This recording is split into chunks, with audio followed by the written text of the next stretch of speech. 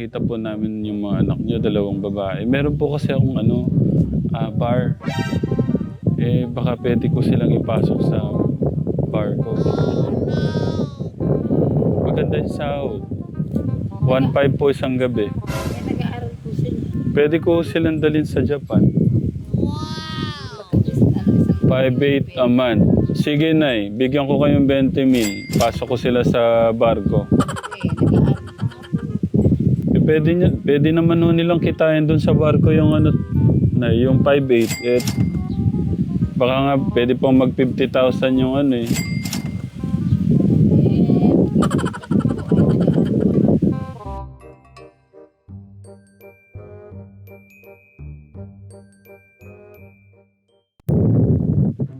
Pwede ho magtanong?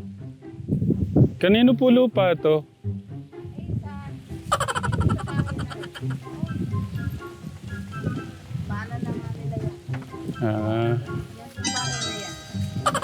Ano po kasi ako, naghahanap ako ng lupa na pwedeng mabili. Napansin ko lang to. Galing po kami doon sa dulo. Ano to? Ba't nangunguha po kayo ng Munggo po. munggo? Nakitanim po kayo ng munggo? Hindi po, nakikiipitas lang kami. Ah, Na po yan. Yan po sa may, ito po, babuyan. Yung Opo. bahay na yun na, yan, yan. Yan po ang may-ari niya. hanggang doon po. Kanya. Nay, pwede malaman ang pangalan niyo, Nay? Rochelle po. Ilan taon na po kayo? 45. Ito pong mga kasama ni nanay, mga anak niya to. Panganay po, siguro. Panganay ko po yung ala po dyan. May asawa na po, nasa San Jose del Monte. Nasa po yung asawa niyo? Nagko-contraction po sa Bulawal po. Ba't niyo kasama yung mga anak niyo sa pagpipitas, Nay? Tulungan po nila akong mamitas. Ano ba, hindi ko kayo nagpatulong? Talaga pong namimitas kami, nakikipitasan kami, nagtatanim po. Ano po ang Yun po yung hanap buhay niyo. Yung kakakitaan nagagawa po po kami niyo. ng doormat. Oo. Ano po ang pwedeng gawin. Nakita ko kasi itong anak niyo. Nakita ko namin. Yung pumipitas. Harap sa'yo kami. Ang pangalan mo, kuya? JB. Ilan taon ka na? 10 po. Ha? 10? Okay.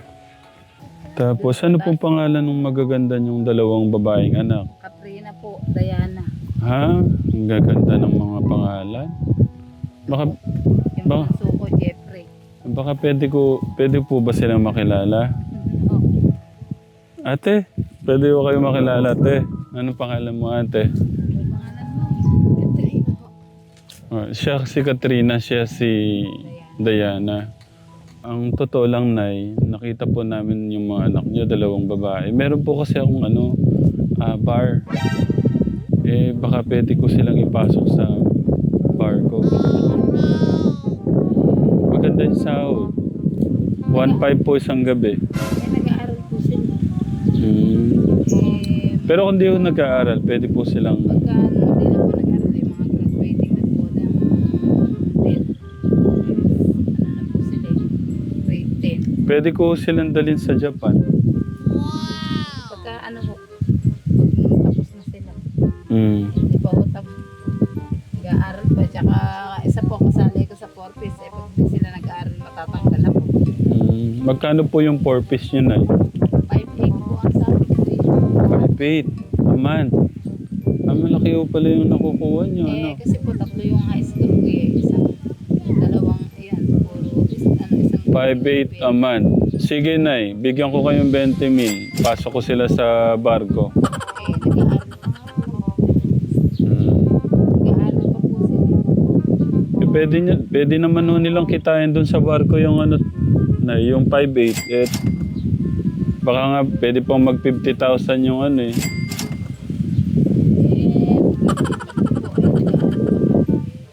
Talagang kailan pa ho sila ganyan yung tumutulong sa inyo? Matagal na po sila.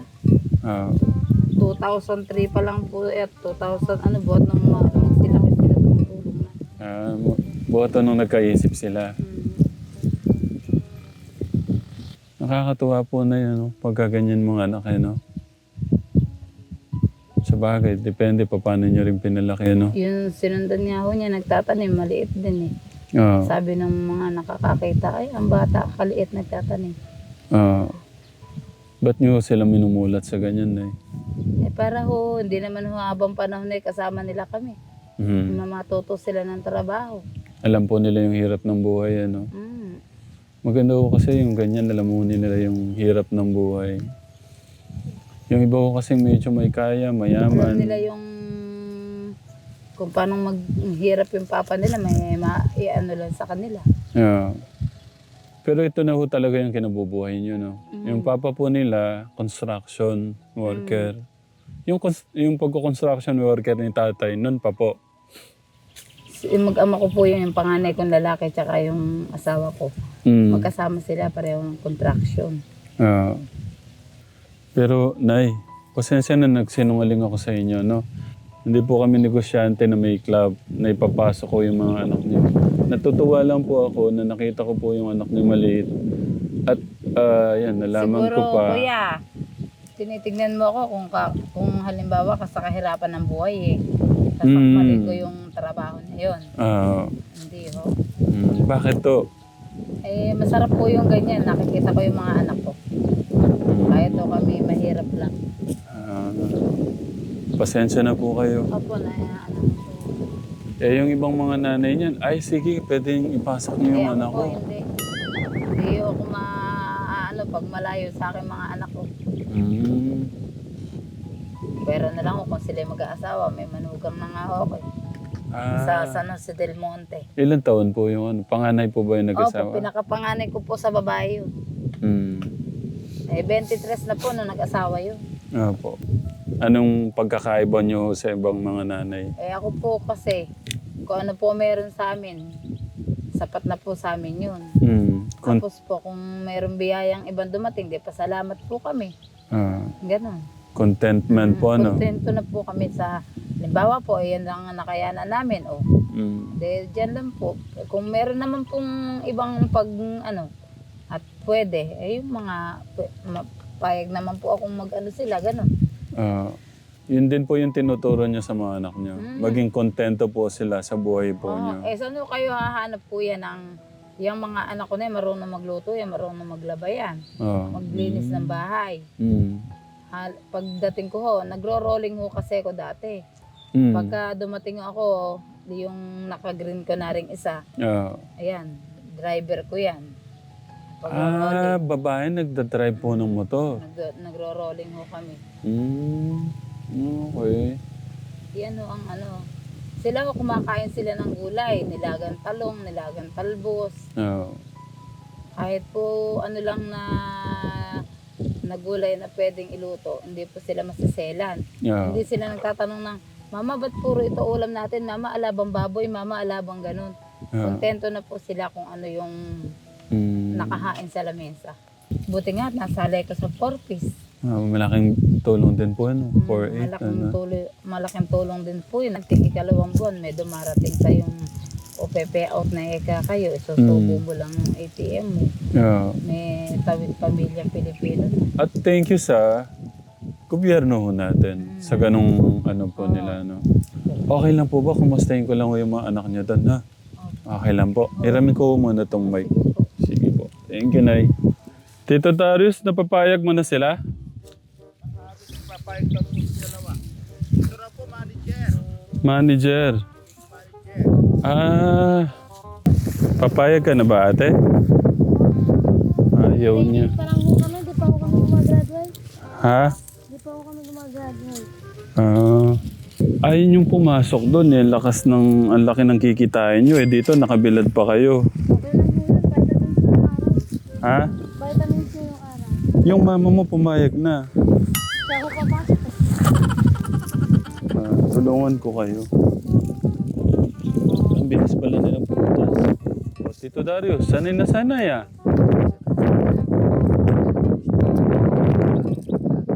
Ang babait ng mga bata na to. Kaya gusto ko silang ipasok sa club, Kategram. Kasi sila yung Maasahan natin sa club, masisipag. Dito nga masipag eh. Paano pa pagka nasa aircon na yan? Ang pangalan mo ate? Diana. Ate Diana, may tanong ako, okay lang? Minsan ba naisip mo na, ba't ganito yung buhay namin, ganon? Hindi po. Kasi hindi mo nasabing, grabe naman buhay na to, napanganak akong ganito, ang hirap-hirap, nabibilad ako, ganon. Pero masaya ka sa ginagawa mo. Ba't mo nga to ginagawa? Pambili po namin ang bigas. Pambili? Pumabot yung bigas namin. Okay. Pero sa pag-aaral mo, kumusta naman? Mabuti naman po.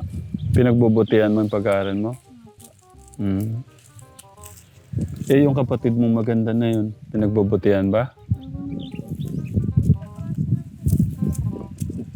Magkaklase kayo. Papa, napag-iwanan ko lang po. Ang galing yun, oh. Kambal.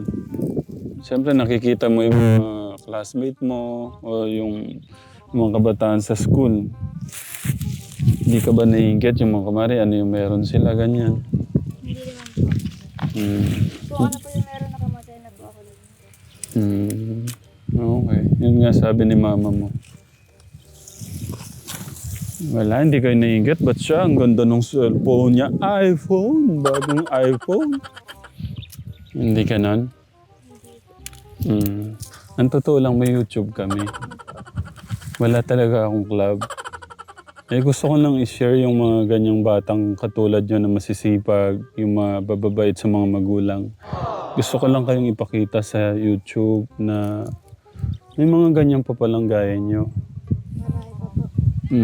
Kaya natutuwa ako na yung ginagawa nyong ganyan. Yung tinutulungan yung mga magulang nyo. Maganda yan. No? Tapos, bonus pa yung pinagbubutihan nyo yung pag-aaral nyo. Kaya, nakaka-proud kayo. Gusto kong sabihin na nakaka-proud kayo. Magkakapatid. Ang bait yung mga anak. Kung meron kang gustong sabihin sa mga kabataan, ano yun? Ito. Ang masasabi ko lang po sa kanila, magtino po sila at huwag po silang kasakit ng ulo ng magulang. Kung may biso po sila, itigil na po nila. At kung mag-aano po sila, magtatrabaho po, itulong po nila sa magulang nila. Kumbaga yung kikitain Ang bait naman nila ate. Okay. Ito, message mo kay papa at mama mo. Ano yung gusto mo sabihin kay papa at mama mo? Gusto ko lang po sabihin kay Papa na magtigil na po sa pagtatrabaho. Bakit? Sobrang sipag? Ilan taon na ba si papa mo? 48 po. Ba't mo pinapatigil? Baka wala naman kayong kainin. Hindi po. Baka po kasi, mainit po kasi sa panahon ngayon. Construction. Kasi sa construction siya, Eh, paano kung magutom kayo? Okay lang. Nakakain naman po nakakain naman po 3 beses sa isang araw. Kasi sisipag nyo nga, Kay mama mo. Ganun din lang yun po. Yun lang. Natutuwa lang ako na Yan, napakabait yung mga anak. Madalang na lang yung ganyan, Yung iba, pag pumapasok, pasosyal sa school, Pero ano yung plano mo sa Gusto ko malaman ano yung plano mo sa buhay. Ano yung gusto mong matapos, ganun. Gusto po matapos ng college. Ano yung gusto mong kunin? Gusto ko pong maging teacher. Maging teacher. Okay. Ba't gusto mong maging teacher? Para matulungan ko din po yung mga bata na nangangailangan. Okay. Para makaturo ka. Opo. Ngayon kasi yung mga kabataan ngayong katekram, yung mga kabataan po ngayon, talagang nakatambay po sa cellphone. Yun po yung mahirap ngayong katekram. Matakot po kayo. Yung mga anak po natin, hindi po natin pinaparanas yung kahirapan ng buhay. Tapos naka ano na lang, na-addict na sa cellphone, sa Facebook. Eh yung Facebook ko ngayon, kung ano-ano na lang yung nakikita nila sa Facebook at Tekram. Oo. Tapos magtaka ho tayo, mag-asawa sila na maaga. Hindi naman na po ano. Matagal na po dahil na pong kilalang gano'n. Yeah. Okay, gaano kabigat ito? Hindi naman pala. Pero kung puro ano yan, puro munggo yan na isang timba, hindi mo mabubuhat siguro. Mahirapan ka, no? Opo. Mamaya pa pala kayo uwi, no, ate? Opo. Basta hindi magbago yan, yung alam mo yung sakripisyo ng mama at papa mo, yung pagmamahal at paggalang nyo sa mga magulang nyo, tapos ganyan, sinasamahan nyo ng kasipagan, yun. Ibibigay ni God yung ano, yung blessing na nararapat para sa inyo. Naniniwala ka ba doon? Okay. Basta huwag kang mag-alala. Yung pagpapagod nyo na yan, sandali lang yan. Ngayon lang yung hirap na yan. No, Katekram? Ang mahalaga yung mga bata, alam nila yung sakripisyo ng mga magulang. Tapos nagsisikap sila sa kanilang pag-aaral. Nakapuno na ho kami, Katekram. Anong gusto niyo merienda, ate? Hindi na. Anong oras na ba? Magano na pala, no? Baka magto-12 pa lang pala. Kala ko alas 3 na. Alam mo yung prank? I-prank mo si mama mo. Sabihin mo, kumari papasok ka na sa akin, no? Okay lang ba? Sabihin mo, Nay, sayang din kasi yung pagkakataon. Sabi ni Kuya, pwede tayong kumita ng 50,000 naman. Doon na ako papasok. Kaya? Okay, sige.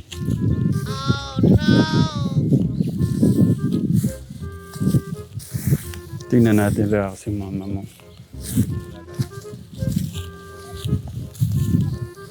Sabihin mo kasi hirap na ho tayo. Nay, napuno na namin to.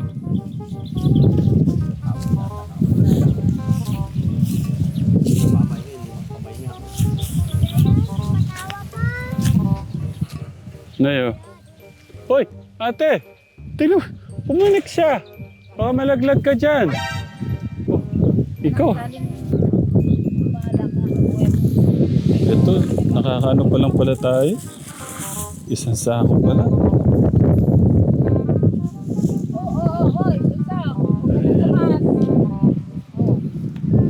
Mama, papasok na ako. Ako hindi ako pasok. Joke lang yun. Ba't gina-joke mo sila, kuya? Ano ba? Umimigay ka naman kagad eh. Tumawa ka. Ikaw, di ka marunong mag-prank. Nadala po kami groceries na eh. Ano po yan, makatulong. May dala kami din toothbrush para sa Nanay, natawa. may gatas po. Opo, thank you po. Maraming. Tapay. Opo. Ayun pala, tapay. Maraming ano dyan. Maraming ano dyan. Corn beef tuna. Kuya. Ito, toothbrush eh. Ha? Ilan yung toothbrush? Buso, ate, dakutin mo nga ate. Kulang. Ate. Siyam po. Shampoo. Siyam. Meron tayo na siyempre doon, teka. Kunin mo siyam na toothbrush. Kuha ko 5. Maraming salamat. May taba. Ay, pareho. Buso. Hindi ka taba. Ayan, sakto. Bali na sila, 12. Ah, 4, 5, 6, 7, 8. 9 po yung anak niya, Nay, di ba? Opo. Tapos nanay at tatay. Nay, kayo, may pera naman o kayo. Meron pa naman po. Wala kayong pera dyan. May 100 pa po ako dyan sa wallet. Siya po yung wallet niyo. Ere po, kuya. Natin, Kuya Masama.